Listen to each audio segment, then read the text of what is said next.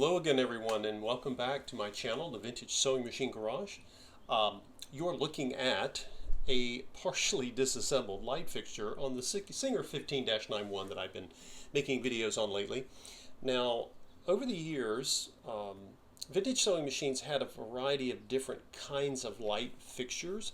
The types of bulbs, which I covered in the bulb video, there are not that many different types of bulbs.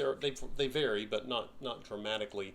But the light fixtures sometimes do, or often do. They have different fixtures. Now, Singer kept a lot of their machines in production for many decades, but occasionally they would offer different types of light fixtures. Sometimes the shape of the cover, or the shade, if you will, if we can call that a shade, would vary, right? Sometimes they were metal, sometimes they were metal and plastic, and the way you access the fixture was different. Now, this particular machine, let's angle up here for you guys. You're seeing the back here of the 1591.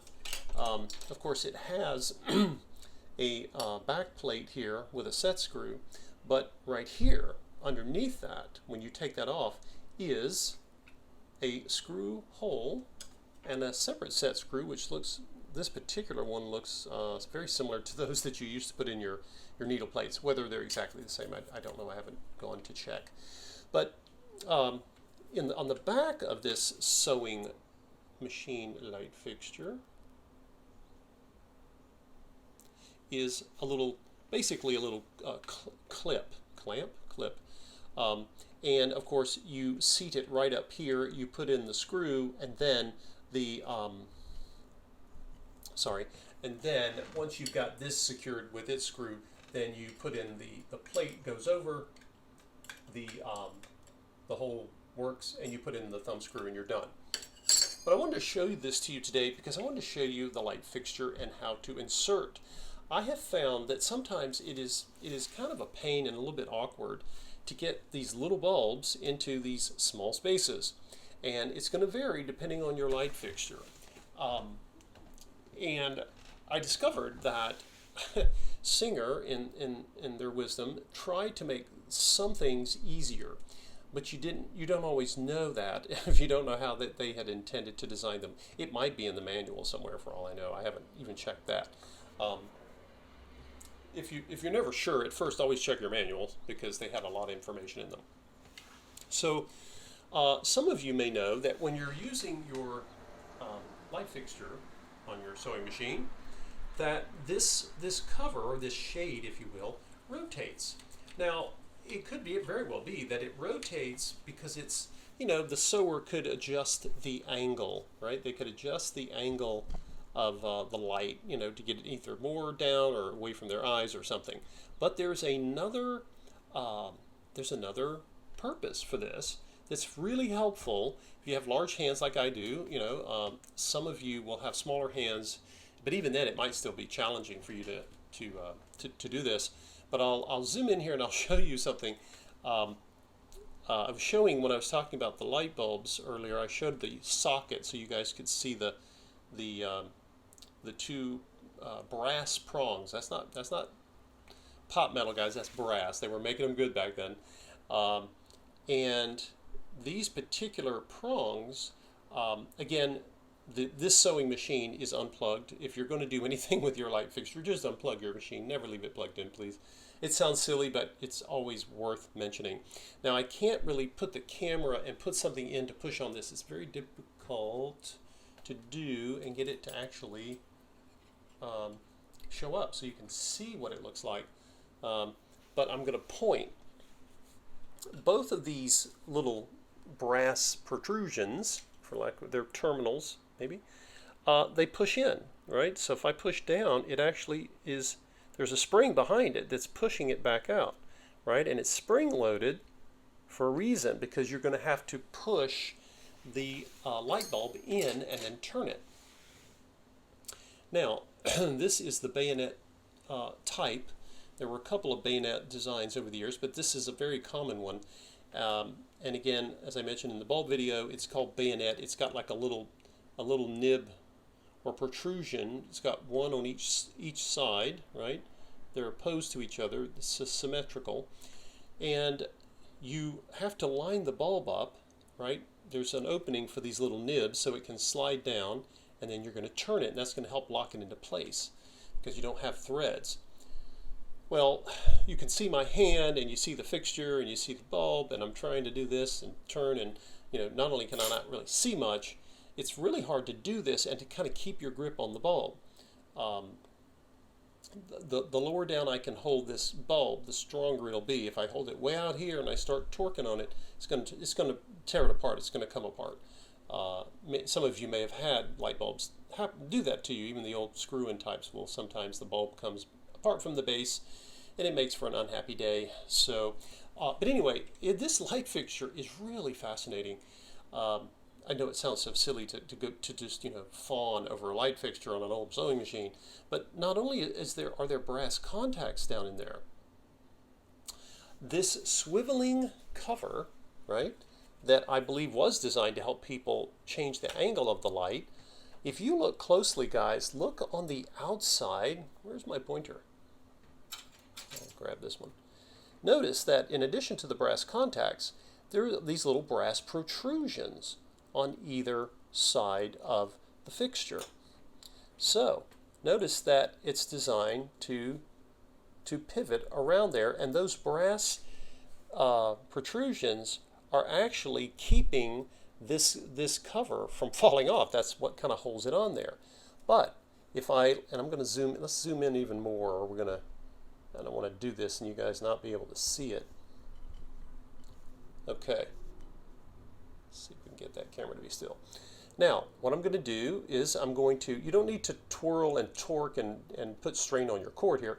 Hold your light fixture stable, just hold it still, and notice that when I turn this, right, it's going to, there are two gaps in the cover, and they're going to line up with these brass pivots. And then once they're lined up, I can just wiggle it off, and there it came, right? It never ceases to amaze me that the effort that Singer put into making their machines easy to service, and I think it was because they were trying to keep service time down. So now, that's going to make it easier for me to get to the socket, right? I don't have to worry about breaking it or stressing it. And you can do this, it's possible to do this with it mounted to the machine if you want. Of course, when it's mounted to the machine, as many of you know, let's a little close up there. Now you have to get your hand up close to the machine, and anyway, I just took it off just because I didn't want to have to futz around with it all day. So now I'll show you the bayonet bulb. Now let's zoom in again because we have something else to look at. You'll notice that, if I point to it, you will notice, hopefully. Okay, let's get our angle back here. So, I mentioned to you that there are these two brass, and these are brass too, by the way, these little protrusions. But here, right here, you guys skip the light there, we can see it. There's a little opening right here, a little slot, right? And then directly across, there's another. If I can get out of the way here, show it to you guys. See if that shows up on the camera. So there's another right here. There we go. You can see the opening, right? And it goes down, and then there's like a little turn. It's like this groove on the inside of this socket is shaped like an L. Okay, so you're going to push down and you're going to turn, and that little L is going to help lock the bulb in place. So let's do it. Let's see if I can do it without bringing the whole camera and the whole show down here. So I'm going to, remember, you got to find the little protrusions on the bayonet, and I'm going to line those up right here. And so if I put this in like this, it's not going, right? So just turn the bulb, and then boom, you'll find those protrusions even if you can't see them, right? Okay, so now I'm going to push. I got to move my arm, or the camera is going to go flying. So here's what I'm doing. I'm pushing in, right, and I can tell that those brass brass protrusions are, in fact, they're going to push in when I push this bulb in, and that gives me the space to turn the bulb And so you can see here I'm pushing, right? So you want to line this up, and you'll see that there's a hole on the side of the socket, right? So here it is. I've got it in my hand. I'm pushing down. I've got it lined up through those grooves on the inside. I push in, and then I turn. And as soon as I turn to the right, and then I can see it, you'll feel it lock up. If you push too hard, you'll actually be working against yourself, but you can see that right there is one of the little protrusions on the side of the bulb. And so now those bayonet protrusions, this is a washer here, so make sure you don't lose that. If it falls off, you can still put it back on. It'll go over the bulb. But here, I'll show you again, right? So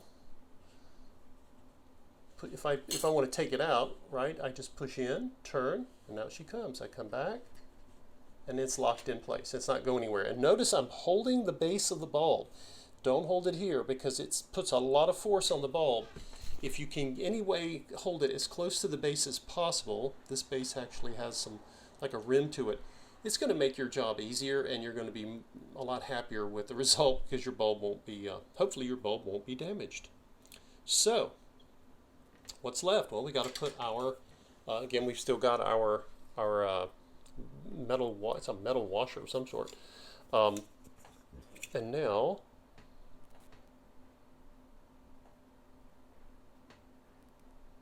see if I can,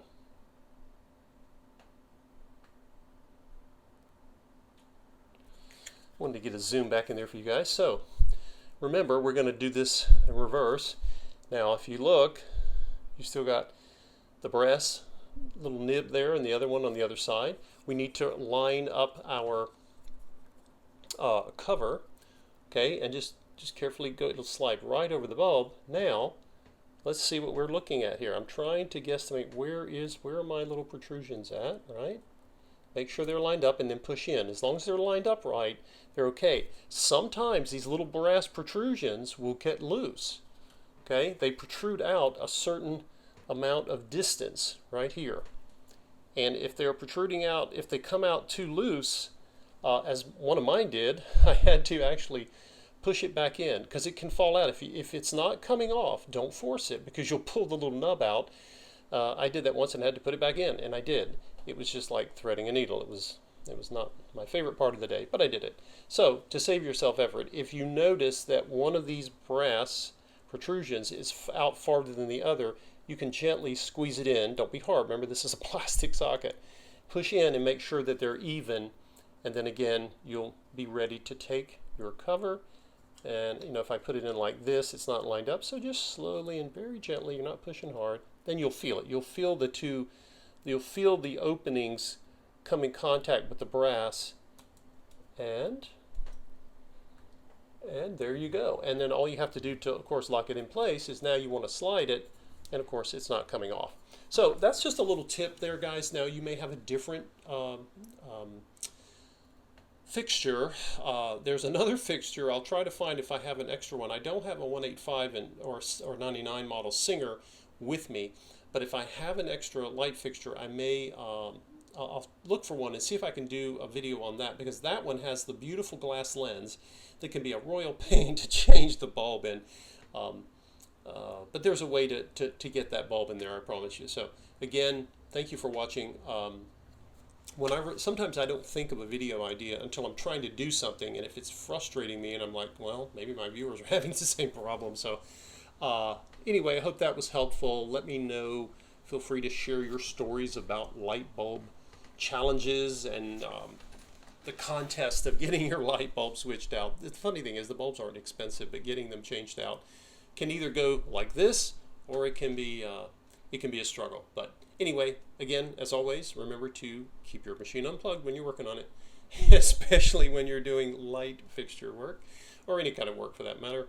And anyway, good luck with your projects as you start working on your sewing machines, and I will see you in the next video. Take care, everyone.